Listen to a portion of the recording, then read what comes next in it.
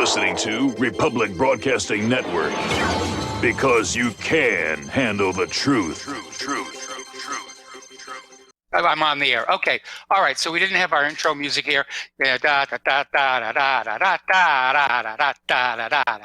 right. We're into the show. And welcome to our show here. It is Monday, February 10th, 2020.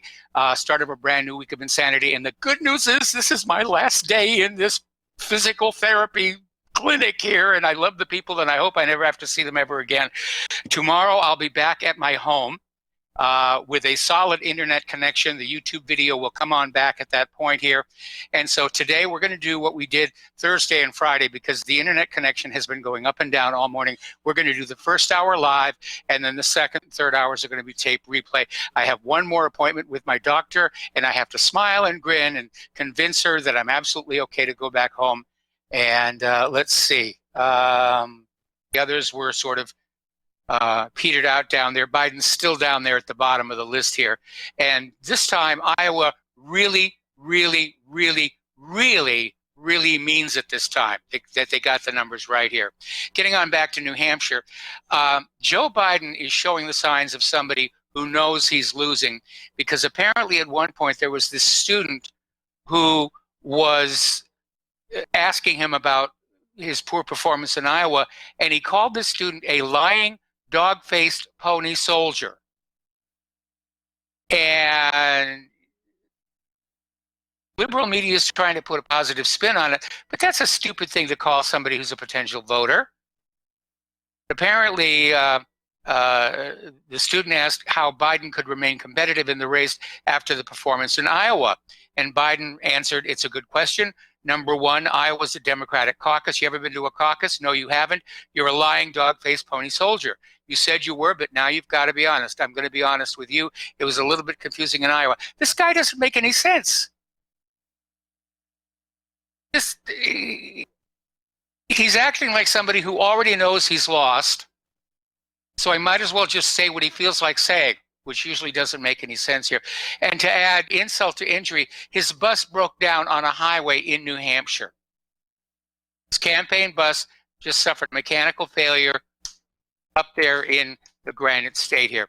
Now, of course, I'm watching New Hampshire. I love watching all the little video feeds here because the backgrounds, these are all places I used to hang out when I was a kid.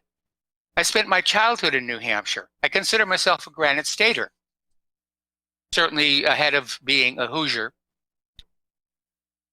All righty. Now, Biden is out there saying that in his mind, a rational gun policy is banning 50 clips in a weapon and saying an AK-47 won't protect you from the government. Okay, well, there is a reason to have 50 clips in a weapon, and it has to do with practicing, with making sure that you're proficient. Because if you have 50 rounds in a weapon, you can just fire, adjust your sighting, fire, just keep on going, work on your accuracy and not have to stop and lose all of that while you're reloading whatever it is they want to let you have, 5 or 8 rounds. That was what I used my high-capacity clips for back when I had those kind of weapons. I'd just be punching, I'd try and group in the center of that paper target. And having, in my case, it was a 30-round clip. That made it much easier and much faster to learn how to shoot accurately. All righty. Now, Nancy Pelosi and the Democratic Party in general are trying to get social media to pull down this video that was put together of the emotional moments from the State of the Union speech, including the last surviving Tuskegee Airmen, the awarding of the Presidential Medal of Freedom to Rush Limbaugh, the young girl who got the scholarship. And in between all of those, they replayed that clip of Nancy Pelosi just tearing up the speech, State of the Union speech. She had it in 4 different sections. She tore one, then she tore the second, then the third, then the fourth. And they're playing that in between these emotional moments. And it's a very powerful statement about just how inappropriate Nancy Pelosi was. Well, Nancy, by this point, has come to recognize she blew it. She did not get the response she thought she was going to get. She didn't make the point that she was going to make. It has backfired on her horribly. Now they're trying to erase it. And they're going to social media and say, take it down. And social media, to their credit, Twitter and Facebook, both have said, no, we're not pulling it down. This is an important piece of information for the public to have. And Pelosi's campaign, or Pelosi's office rather, is out there trying to say, well, the editing is deceptive. No, it isn't. It's a juxtaposition. And everything that's in that video is what happened there on the floor of the House of Representatives. Trump's speech, the emotional moments, and Pelosi tearing up the speech, a copy of the speech. So Twitter and Facebook have basically said, no, we're not taking those down. And the shouting is continuing on both sides. So we'll see how that's going to happen. One of the things that is really becoming very obvious is just how politically divided this country is becoming. It's even worse than before the Civil War, where, you know, people are resorting to violence or threats of violence. And I think that's typified by this guy who drove a Chevrolet van through a Republican group's voter registration tent outside of a Walmart in Jacksonville, Florida. And they're saying they think it might be a politically motivated attack. Yeah, it was. I understand that after he drove through the tent and scattered everybody, now nobody was hurt, fortunately, but apparently he turned around and flipped them the bird. Okay, there is a new poll out, and it showed that 62% of Democrats prefer human extinction by meteorite than for Trump to win re-election. 62%. Well, I have a thought. How about those 62% of Democrats go on out and commit suicide? Because they'll be just as dead as they would be after the meteorite, and they leave the rest of us alone to go ahead and vote for Trump for his re-election. Sounds like a good idea to me. All right, we're going to take a phone call here. Dan in Colorado. Aloha. Welcome to the show. What's on your mind? Hi, Mike. Hey, you had a doctor on when you first came back, or just before you left. He was talking about the coronavirus, and he was talking about how quickly the viruses die, you know, out in, and it was kind of sounding like this virus is being made up more than it is. Kind of a scare tactic, government scare tactic, or it's flag. hard to know. I mean, that's a valid thought, because of all the times in the past when we have been told that, you know, swine flu was going to decimate the planet, or bird flu was going to kill us all, or when pigs fly flu in 2009 was going to be the slate wiper, SARS, and so forth and so on. And yes, people got sick, and yes, people died, but it wasn't a major event. So with that history, people can be forgiven for looking at this Wuhan coronavirus and say, I'm really not all that worried about it. Now, this doctor who came on was basically saying that exposure to air and ultraviolet light will destroy the virus in a very short order. But what is being reported now is that apparently when people cough, the virus is being aerosolized, meaning that it is surrounded by little tiny drops of phlegm, which protect it from the air and also from the ultraviolet light. So it can actually survive, the droplets, and it can survive a lot longer in the air. Certainly, China's taking this very seriously. The U.S. is starting to take it seriously. And the fact of the matter is that sooner or later, as was the case with the Spanish flu, something will come along that really can decimate the human population. This may be it. I certainly hope not. No, I'm not getting out of the hospital tomorrow, yay, just to have another disease come down and knock me back in. Well, they're saying that they're setting up all these quarantine sites. I'm going home. Sorry about that. I know what you feel. I spent 27 days in the hospital a year ago, and it was horrible. But, yeah, they're setting up, like there where you live, there's a quarantine site there on that base. Yes. In Hawaii, and one in Colorado. There were quite a few of them. Vincent was talking about it, and they were saying there's a 14-day life on the virus now. And, I mean, it's changed faces quite a bit here in the last week, and apparently it is mutating. It is mutating, and nobody knows where it's going to go. The 14 days is the incubation period for the illness. And by the way, you must have missed the memo. I'm not in Hawaii anymore. I'm living in Santa Claus, Indiana. right. I'm sorry. I meant where you used to live. Where I used to live, yeah. There's a quarantine site right there on. What is that base where you lived in Hawaii? Well, there's Pearl Harbor, there's Hickam, there's Wheeler. Hickam, yeah. Hickam. Okay. Isn't that the base you live close to, Hickam? Yeah, it was right at the bottom of the hill. I mean, we had a Yeah, place that overlooked Pearl Harbor, and it was a lovely home. I remember you saying that. Yeah. I still miss it. Yeah, I still Well, miss my it. daughter lives in Maui, and we're going out there soon, so I can't wait. Maui no Ko'oi. Maui's the Yeah. best. Yeah, it is. Yeah, we went out there a few years ago. It was just wonderful. I can't believe how Did you know clean that it Charles? is there. Oh, it's wonderful. Did you know that Charles Lindbergh is buried on Maui? No, I didn't. Yeah, No, if you go down the road to Hana, there's a congregational church, and his grave is right there. Because after that whole situation with little Lindbergh being kidnapped and killed, and all the negative publicity, Lindbergh moved his entire family to the south shore of Maui. That's where they lived out the rest of their lives, which even today is still a very remote location where people are not going to bother you. And Right. so he lived out his life. I mean, they sent a telegram to the Apollo 8 crew. Oh, yeah. I mean, Remember? There was people said, wow, is he still alive? Yeah, he's still alive. Well, it seemed, listening to the finale today, it was, they're talking about putting back all kinds of food shortages because of, one thing and another because of this virus, because there's all kinds of, they're shutting down production in China because everything, all our copper and, all the copper, the electronics and whatnot are made there. Components, the components, the parts for other things are all made in China, and it's going to have an effect on the global economy, no question.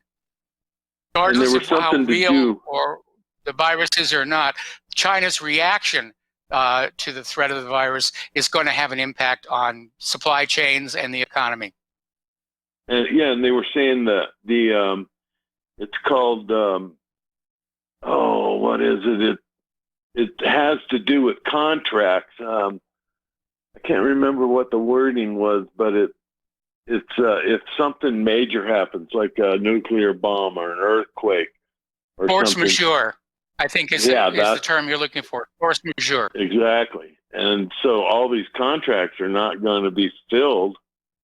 So it's going to cause, parts for different cars are not going to come through. They're shutting those down. The contracts don't have to be filled because of force majeure.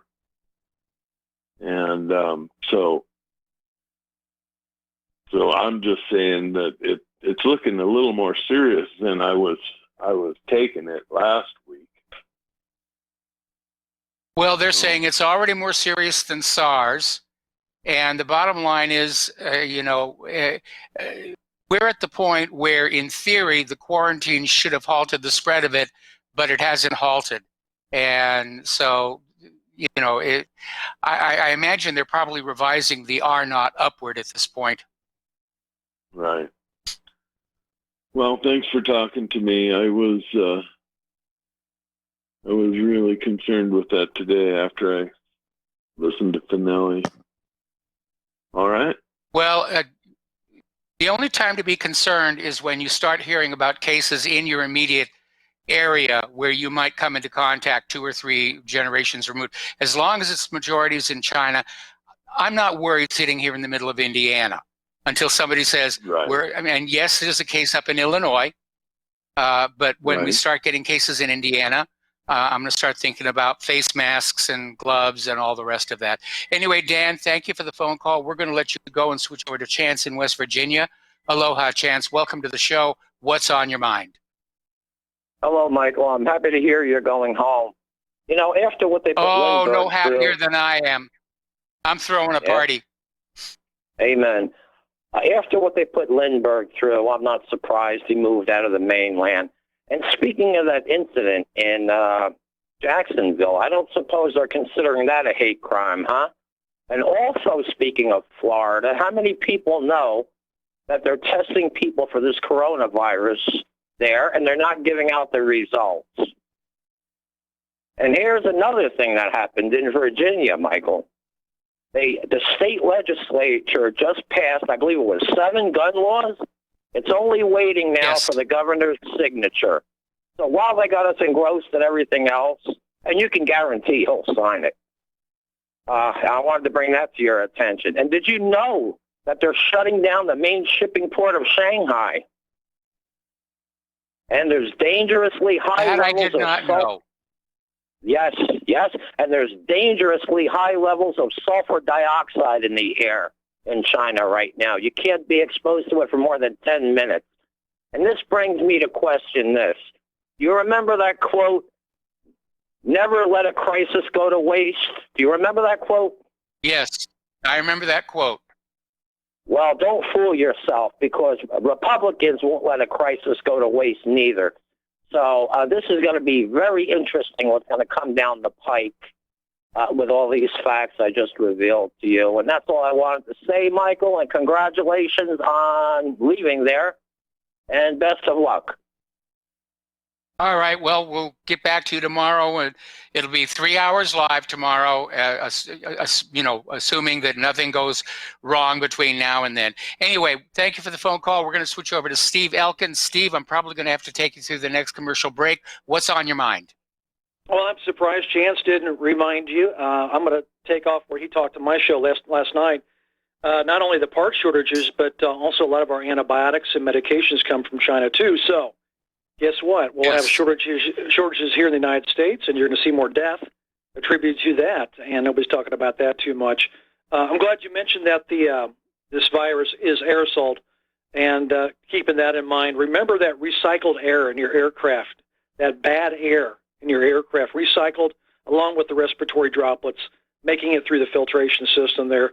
I wouldn't want to be flying. I really wouldn't want to be flying, but what I see is going to happen is the United States is going to point at the evil finger at Asians. They're always screaming discrimination already, that anybody is Asian could be a potential carrier of this virus. And so watch for the backlash here of Asian businesses suffering here in the United States. I can imagine Chinatown is going to be a ghost town here pretty soon. It's going to be a ghost town. Little Japan in San Francisco will be a ghost town once this thing really carries. The World Health Organization has already stepped in and hit that panic button, and this thing is a diversion. A lot of it's a big diversion. I'm still going to stand by my guns on this. If you have a healthy immune system, you will be able to fight this off, just as you would be able to fight the flu off. Okay, Steve, I got to put you on hold. Don't hang up. We're going to let you go. We're going to come back to you after these words from our sponsors. And aloha, America. Welcome back to our show here. And yes, I'm back on the iPhone because our internet just went down here in Indiana. And we were talking with Steve Elkins. And Steve, at this point, it's almost irrelevant how real or unreal the virus itself is. People are reacting as if it's real. And the damage, the secondary damage to our economy, supply chains is definitely very real, and it's likely to get worse. I agree. Take this into account here. Now, a lot of people don't talk about this. I kind of mentioned it last night. I'm going to emphasize it more on Sunday's show, this Sunday's show. But nobody even mentions the comorbidity factors. And let me explain that a little bit. That's 2 or more other problems that this person may have that are affecting the immune system, compromising the immune system. So let's say somebody has 2 other little problems. Let's make an example. Somebody either he's HIV positive, or let's say he's got full-blown AIDS, he's on a lot of medications, and he's got a couple other problems here going on. So he's got some comorbidity factors right there. Now he gets this virus, he gets this coronavirus here, and he ends up not doing well. He ends up dying. Does he die from the coronavirus? Or does he die because his immune system was taxed to the hilt, pushed over the edge, and he actually died because of all the other the comorbidity factors? The virus itself just pushed him over the edge. But they'll total that up for their numbers as a death for the virus because it helps the panic numbers for the propaganda and the unveiling of a vaccine, which will probably come out in 3 months, which, by the way, a vaccine coming out in 3 months will skip all the trials and all the evidence that will have to be reviewed by the FDA. They'll skip all their protocols of a trial, everything you can think of under the sun here, positives and negatives, on a medication. It will be released very, very fast, and they'll be immune from prosecution because they're trying to save lives. You know, you got to keep these things all in mind here. This comorbidity factor is very, very important. Like I said, if you and I have a strong immune system, you have no comorbidity factors, you're a healthy individual, you'll be able to beat the flu, and you'll be able to beat this thing too. But the ones who do die, I suspect, highly suspect, there are comorbidity factors that have not been identified or recognized, and that's very purposeful because the death will go to a statistic that will say, vaccine is needed, you must take it. Well, I noticed they were interviewing one of the people on one of those quarantine ships, and they were saying that it did seem that it was the elderly who were coming down with this illness. Mm-hmm. And I would frankly like to see a breakdown by ethnicity because I'm getting a sense that this thing does affect the Chinese people more than any other ethnic group. So the idea that the Chinese were creating a bioweapon that targets Chinese, I'm not on board with that particular theory. Is this a biological weapon introduced by a third party to basically knock China down from being a threat to, well, the United States, for example? Possible, certainly doable, and you know, we just sort of have to keep an eye on what's happening. But I would like to see that breakdown by ethnicity. Yeah, I agree. And well, if you remember also the elderly, their immune systems, if you understand immune system from beginning, immaturity to your middle, 20 years old to 30 to 40, and then you get to a point where it starts to come down a little bit. Your immune system is like that. And I know as my age, I don't heal quite as fast as I used to. I used to heal pretty fast, and I don't now. So as you get into your 70s and 80s, your immune system is very sluggish. It is going back to the immaturity of as if you were almost an infant again. It is not a good immune system. It's not a very strong immune system. So the flu has the potential to push them over the edge if they don't the side effects, the problems of the sickness itself, like dehydration leads to electrolyte imbalance, or would lead also to a cardiac arrhythmia because of lack of electrolytes, the diarrhea situation. But the elderly are prone to a lot of things. They carry colds forever, and the flu can be deadly to them, which, as I've always said, is that this vaccine, I had a neighbor across the street from me here living in Florida. I told her not to take the vaccine. She's in her 70s. She took the vaccine. At the time they said take the flu vaccine, weeks before everybody was else taking it, and they said, the 2-week window there, and she got the flu terribly, a terrible flu. Yes. And the sad part is she didn't learn her lesson because she repeated the action again. I don't know. I tried to do some teaching, but it doesn't always sink in. But the elderly have old people. They tend to get fossilized in their opinions and views. Yes, they do. I understand this year's flu vaccine is mismatched for the actual flu that's out there in the wild, so it's completely useless and potentially harmful. Yep. That's it for me, Mike. Have a great show, and congratulations. You're moving out. Good deal. Yes, I'm going home tomorrow. I'm going home. There's no place like home. I wish I had the ruby slippers. I could click the heels together and get out of here now. But 8 o'clock tomorrow morning. All right, we're going to take another break for commercials. We got another caller waiting on the line, and we'll be right back. And aloha, America. Welcome back to our show. We're going to go back to the phones to Joe in Tennessee. Aloha, Joe. Welcome to the show. What's on your mind? Hello, Mike. How are you? I'm doing really good. I'm only a few hours away from being heading back to my home. Yeah, we were worried about you there. I was gone, but my brother said he was worried about you, so I'm really happy to hear you recovered. What I wanted to talk to you today was... There was much to be worried about. I know, it just seems like all the good guys, I really don't know, like I said, we're just losing a lot of people. So I'm worried about, But anyway, I read today that Trump fired 70 NSC positions from the White House. Obama had the staff bloated up to 200.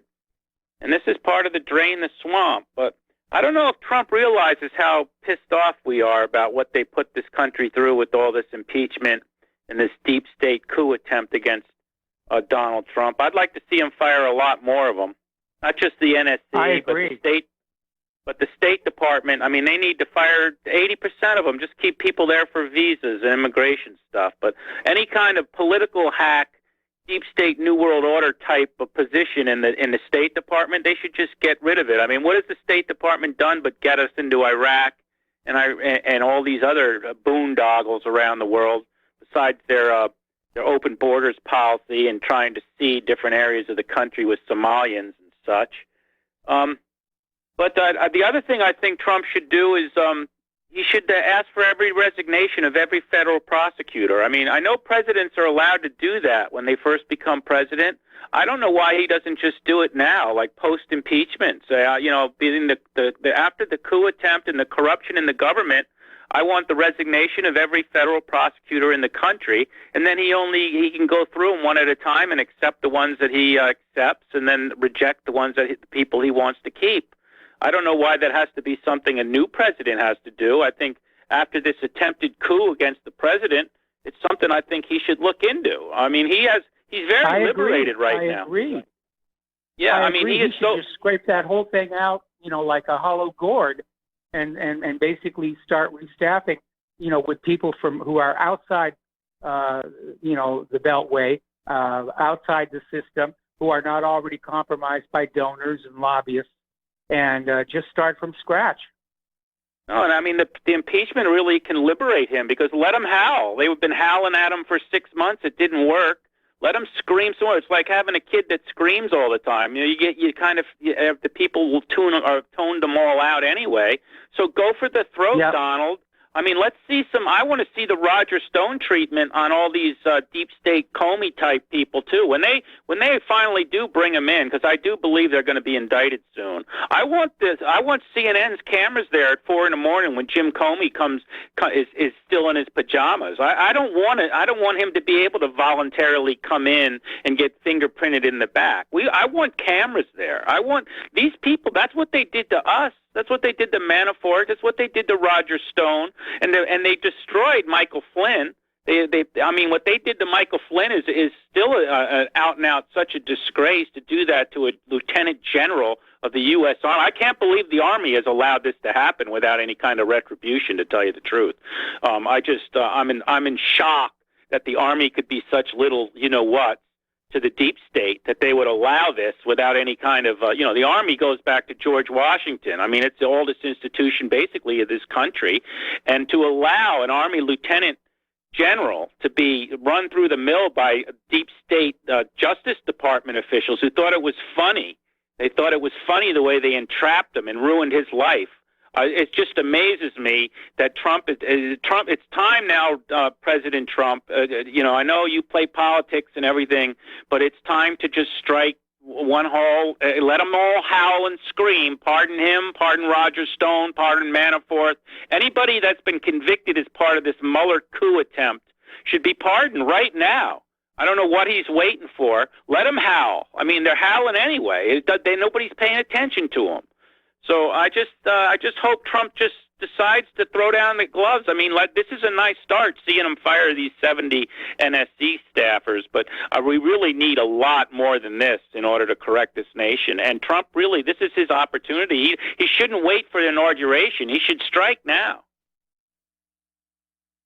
Well, if it were not an election season, I would say, yeah, there's no reason for Trump not to do it. But I think Trump is thinking, how will this affect the voters?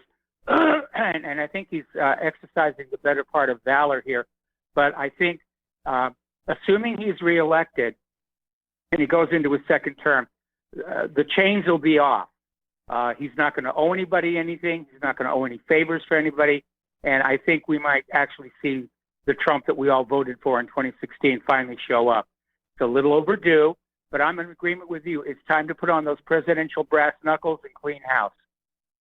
Well, I think if he waits to the election, I mean, these guys are still plotting against him. Every day they're plotting, and they might even go to physical violence. So I think he should use his impeachment or acquittal and the proof that's coming out about the coup attempt with the FISA court and Comey and all that as an excuse to just let him howl and say, and the more, if they talk about it, he can just say, well, they tried a coup attempt against me. Here, read the transcript, read what Page and Strzok said. And, so I think that he can totally validate it. It'll be a kind of a talking point for the Democrats that'll backfire on him, because the facts are that there was a coup attempt against this president. And one last thing, I saw Tulsi on Neil Cavuto, and boy, did she look good in that blue outfit of hers. She is one stunningly beautiful woman. And I wish the Democrats had some class. I mean, they could to look at all these other chump candidates they have, and to think because she's not a deep state mole and she's actually a bit of a populist, and to have such a wonderful candidate and to turn your back on her, it just amazes me how dumb the Democrats are. I mean, I'm a Trump person, but I could tolerate Tulsi Gabbard. I mean, she and she really is stunning. I mean, it just amazes me that because of Hillary and the establishment Democrats, that they would take such a great candidate and destroy. I heard Chris Matthews saying, "Oh, we don't have any candidates." Well, you do. You have a wonderful candidate, Tulsi Gabbard. Yes. You destroyed her. I mean, she's beautiful. She's a war veteran. She's in the Army Reserve. She's well spoken. She's not a crazed lunatic. She's and they so to hear him say that is kind of comical, because you did have a wonderful candidate, but for some reason she's not Hillary. She's not a Hillary. A psychopath. So they can't have her. They can't tolerate her, and that's what destroyed the Democratic Party. Is they really do. If you are an honorable candidate and you're not part of the corrupt Hillary machine and Obama machine, they throw you to the side, and that's what could have saved the Democratic Party. But nope, they're going to let it go to crap, rather than have a winner. Well, I'll tell you what I think. I don't see any way that Tulsi's going to be president, but I think it would be great if somebody tapped her as a running mate. If you pair, and get her to be the vice president, I think that would, it's going to get the women's vote, it's going to get the military vote, and having Tulsi as VP could mean the difference between success and failure going up against Trump. Now, at this point, I'm not anxious for the Democrats to take control of the White House, but if any strategists are listening here, I think having Tulsi as the vice presidential candidate could turn out to be the make or break. Actually, I totally agree with you. I think Sanders would be a great pick for him.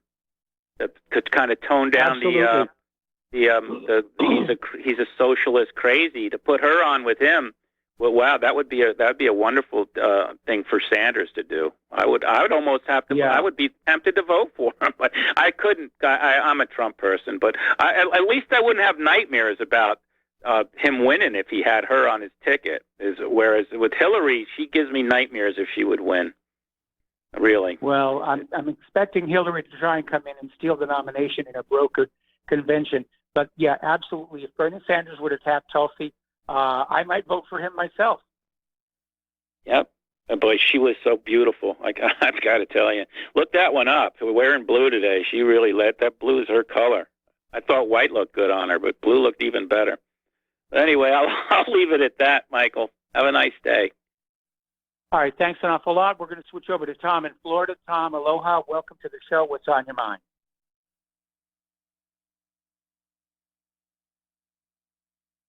Tom in Florida. Going once, going twice. Tom, are you there?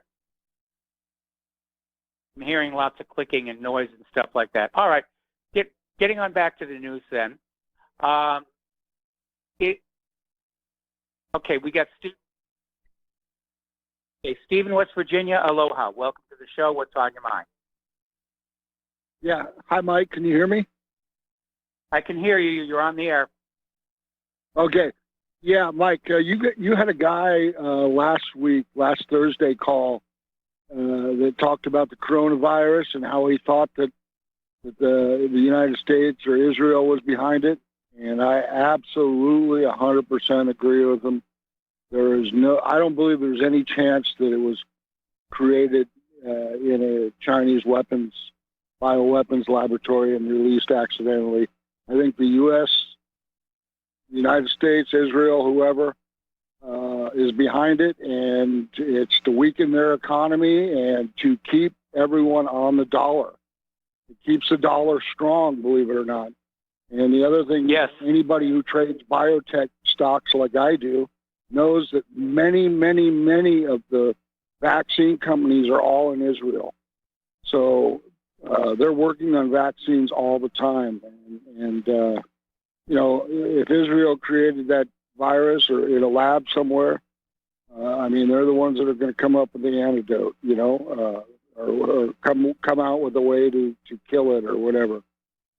There is a lot of biotech vaccination companies in Israel. Trust me on that. Like I say, I trade biotech, swing trade biotech, and there's tons of those companies.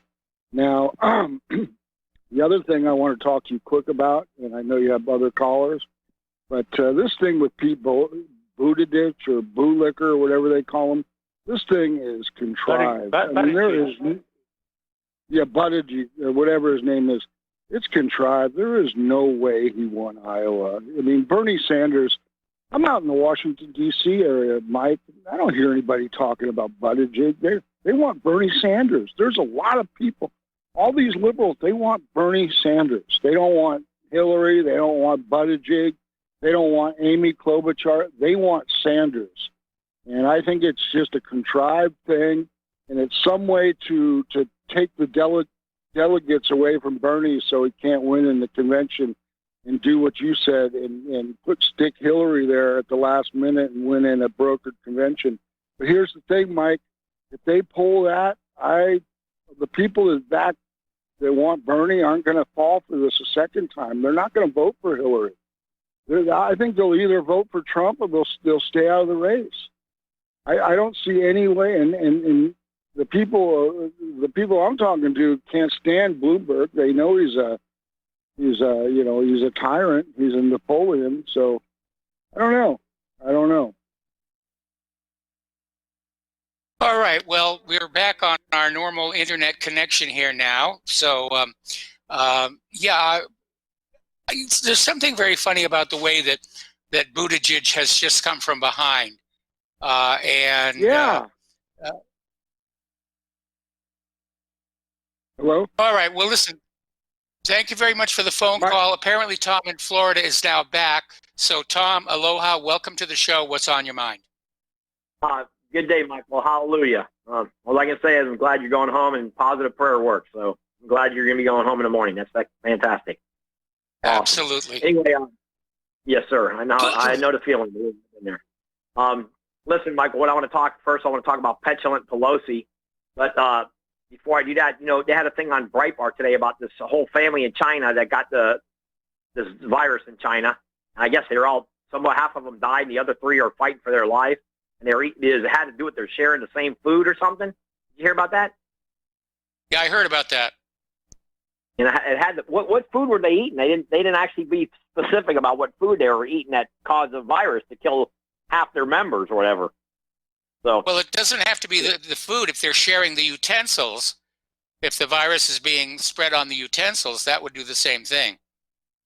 Oh, okay. Okay, well, I don't know. I don't know if it was the food or whatever. They're sharing the same utensils. But Yeah, speaking about petulant Pelosi, Michael, you had brought up something earlier in your show that was really awesome.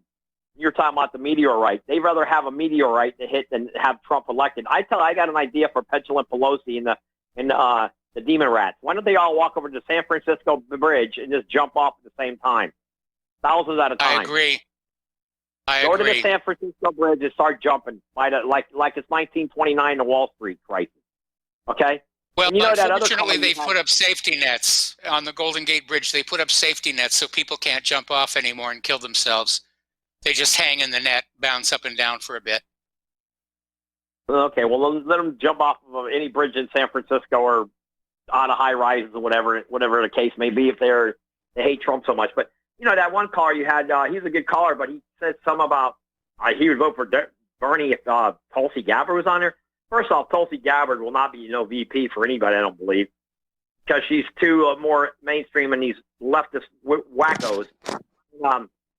Yeah, Tulsi, maybe she could run as an independent. What I like to see Tulsi do maybe is to be an independent.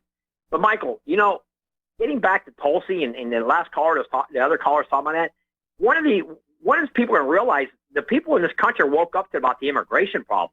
They're not going to vote for any Democrat that wants open borders. They want free handouts, free education for all these illegals, free health care. No, people are not going to vote for that kind of party platform. I'm sorry, it ain't going to happen. It ain't going to happen. Trump's going to win in a landslide. The wall's going to be built. It's being built as we talk. And you know what? I say, like you've already said, Michael, take the billions of dollars we can, and you know he's cutting foreign aid big time now in his new budget. I say give each one of those third world countries over here, Central America, Mexico, give them $40-50 billion and let them start dealing with their own population. We don't need a new population brought into this country. We don't need it. Not culturally, not health-wise, we don't need it. And by the way, Michael, did you see the thing? I believe it was on Drudge about a month ago, that the United States can only maintain 380 million people after that. It's suicide for this country as far as environmentally. Yes. Well, we're already seeing the strains. I mean, we're seeing how, our infrastructure is being strained by the influx of new people. And there have been a lot of experts saying for years that the human population is simply getting too large for the planet to support. And that also applies, of course, to individual nations like the United States. Exactly, Michael. And that's what's happening in China. China's got 1.5 billion people. They can't maintain. They're not going to be able to maintain that population with that kind of numbers in that continent. There's no way in that country. I mean, they're not going to be able to handle it. So that's why you're seeing all this. You know what? I told you 3 years ago in the USA paper, they had an interview with a Chinese general that said in the military situation, if they lost half their population, you'd probably be doing them a favor. Now think about that. Think about that for a minute. With the highest ranking general in their military saying that. That's kind of frightening. But, getting back to, Trump's having a big rally tonight in New Hampshire. They already expected 25,000 people there, and it's cold as heck up there. What's the biggest rally these Democrats have had, Michael? Even Bernie. What's the biggest crowd you think Bernie can pull in? Excuse me. I don't think Bernie can get. They're not pulling in the crowds. No. I think back in Iowa, one of the caucuses only had like 100 people show up. That's correct. I believe Pocahontas is going to be stepping down on Super Tuesday. Right after Tuesday, Biden and Pocahontas will be gone. They're not going to go the whole way to the convention. Pocahontas and Crazy Joe, they're out of there. And by the way, Michael, before I hang up, callers, Biden, I guarantee you, they're going to go after Hunter. The whole family of the Bidens are going to be indicted. You remember I told you that. That whole family is going to be indicted for the millions of dollars they stole from the United States taxpayers. They stole multiple millions of dollars. The brothers, the son, the daughter, they're all going to be complicit in ripping off the United States taxpayers. Bidens. And like one caller you had in, Trump hasn't fired enough of these. He got rid of 70-something. And that Vitamin, him and his twin brother, they're big Zionists. Matter of fact, I believe I heard that they have 3 citizenships: Israeli, Ukrainian, and United States. Have you heard about that? No, I hadn't heard about that. Well, I heard that he has 3 citizenships. That's amazing. Yeah, that's what they're talking on Breitbart.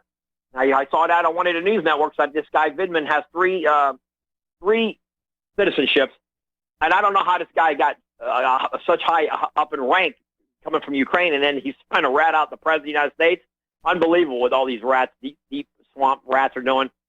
But like I said, you got the petulant Pelosi tearing up Trump's speech. She should be in jail for that crime alone, Michael. That is a crime to tear up that speech. That is a crime. If a Republican were to do that, he would. It is. It's a Title 18 violation. It's a Title 18 violation. Absolutely. Pelosi should be locked up in handcuffs. Not only for that, Michael, all these Democrats should be locked up, and Rhino Republicans for sanctuary cities. They should all be locked in jail for sanctuary cities. And I did find out today, Michael, some news for you. Tom Tillis's bill, I think it's H.R. 2059. I believe right now he's already got 35 senators on board. I think it's H.R. I can't remember if it's H.R. 2059 or something like that. And Tom Tillis has got a lot of Republican senators already on board for the sanctuary city law. If these angel mothers and fathers will be able to sue the cities for multiple millions of dollars if anything happens to any American citizen in these cities. And by the way, in the state of Florida, they had something on news today about this crazy freak that tried to run over to a tent in Jacksonville. You heard about that? Yeah, I heard about that. We talked about it earlier in the show. Yeah, his name is Tim, Gregory Tim. And somebody said this kid's a real radical. He's a radical. He was a Communist Party infiltrator. I mean, he believed in the Communist Party manifesto and all that. So that was on the news today. His name is Tim, I think, Time or Timmy, something like that. And he's just lucky. I mean, I think he's going to be a boot boy in the jailhouse for some real liberals. And but this guy's lucky that he didn't run nobody over. I mean, that he's really looking at. But the charges against him, I believe he should get 10 years in a slammer for what he tried to do. 10 years. They got to send a message. I would agree. He could have really hurt somebody. Tom, I'm going to let you go because we got one other caller. We're almost out of time on this hour here. And I'd like to switch over to Miles in Maine. Aloha, Miles. Welcome to the show. Thank you for waiting so patiently. And what's on your mind? Yeah. Hey, aloha, Michael. It's always good to hear from Tom anyway.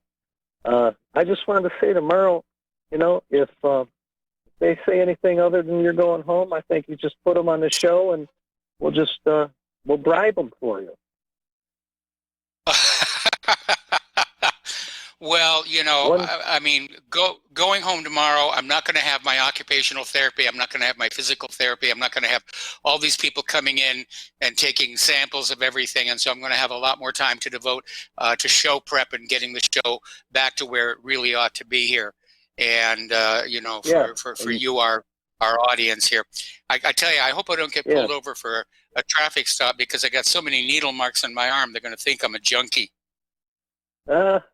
And you being in your studio will be our therapy. Yes. But, I had to say, Michael, I've got to agree with Joe in Tennessee. Good call by Joe again. And, Trump needs to start showing there's something, that there are ramifications for these people and their behaviors. And if he doesn't do it now, a lot of us are hoping that Trump's going to get reelected, but what if he doesn't? What if he's standing there with the gavel in his hand and they say, whoops, it's no longer yours, and he never gets to use it? And, I don't think Trump really does care about the public sentiment and what the voters think. I mean, he didn't think twice about pulling the Soleimani thing off. Soleimani, he didn't give two thoughts to. He went ahead and did it. And I thought the way the anti-war sentiment is going, every year people want to know why we're still over there, and that was part of the big group that was behind Trump. And I don't think he really cares, so if he's not going to care, I think he should just unleash and do it now, get these guys out of his way, because maybe we would get more conservatives elected if he did do something, even if he's not there after this election. You got to do it while you're there. You can't say, I should have done that when you're gone. Hey, Miles, I hate to do this. I got to cut you off. This is the end of hour number 1, and a reminder that hours 2 and 3 are going to be replays while I pack and, claw out the window trying to get out of here. So stay tuned for hours 2 or 3, and then after that, John Stadmiller's show. So aloha, America.